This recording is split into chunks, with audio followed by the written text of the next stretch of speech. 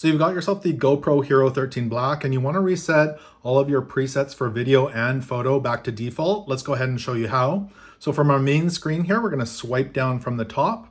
This will take us to our quick settings. We're going to swipe from right to left and you should see preferences over here. You can go ahead and tap on preferences. And under preferences, we're going to scroll down to the very bottom here where you'll see reset. Go ahead and tap on reset. And then here you'll see reset presets right here. So go ahead and tap on that.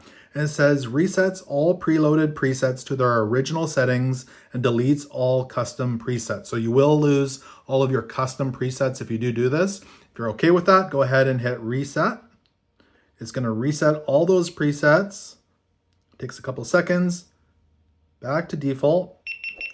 It's restarting. And there we go. They are all set back to default here in your GoPro Hero 13 Black.